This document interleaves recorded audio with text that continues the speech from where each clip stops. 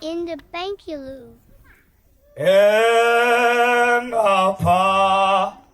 kathi kwamingedwa ove ukhona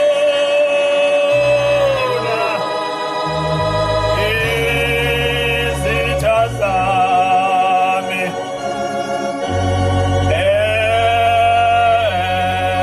ezilwa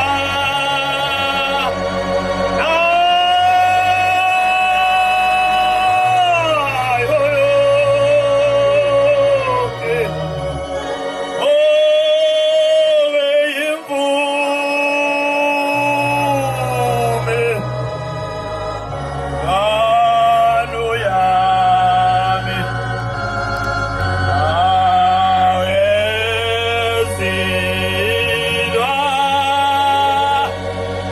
nayo yonke ove imvume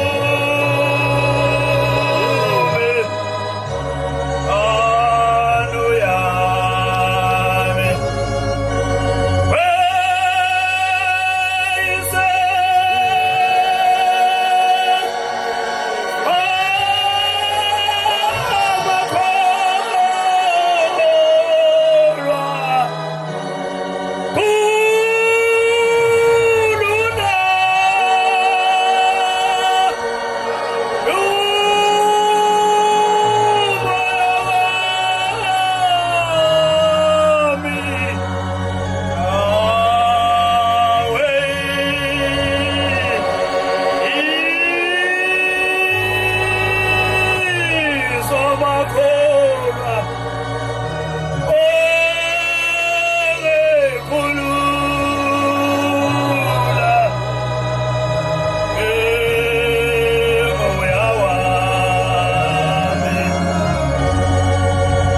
Inkosi yasekuphakameni.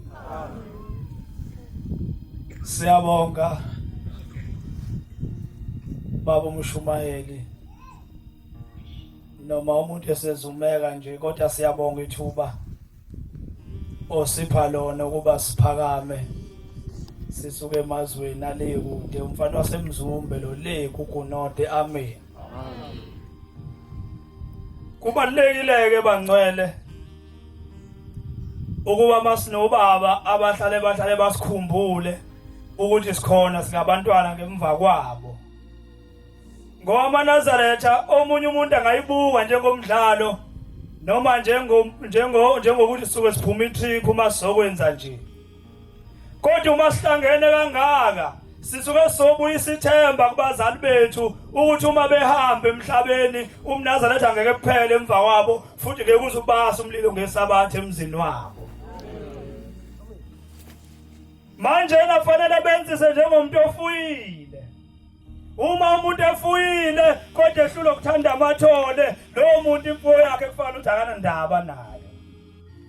Uma ufuyile noma ngabe ufuya inkomo noma ngabe ufuya imbuzi kodwa mohlula ukunakekela amathole, imfuyo yakhe awunandaba nayo. Manje bafowethu sobuyisa ithemba lapha ekhaya ziningi inkonzo ezenzakalayo. Ithi inkosi ilanga ngelinye ilanga lapha ekhaya kunenkonzo yomgidi. Uma ke kwakhala ithuluzi uTikolosho uyabaleka uthi lapha kunenkonzo yokushumayela. Uma kushunyayela abantu bayafunwa enhlizweni uNkulunkulu bamthole. Bese athi kodwa kunenkonzo enkulu kunayo yonke inkonzo yokunikela.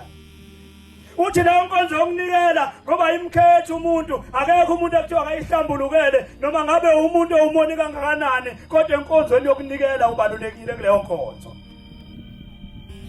Ithi inkonzo yokunikela ngelinye ilanga ibalulekile ngoba noma wehlela noma yini ekuhambeni kwakho uthi mawumemeza ushembe uthi ushembe ukhipha emnikelweni wakho ebese phosela lelo demoni ethweni kubamba uthi uphinde umemeze uthi ulinganisa ngenye insizwa eyathi ithathwe ezingwenya isemanzini ithi ayimemeze ithi weshembe ushembe akhipha emnikelweni ekhomeni aphosela ingwenya imdedeli ibambe lo mnikelo uphosela ushembe amekwamemeza kwazi kabi kaningi uthi ushembe uShembe ngigcina sengikhipha kweyami imali ngoba imali oboyinikela wena ibisiphelile ngakho uyangikweleta.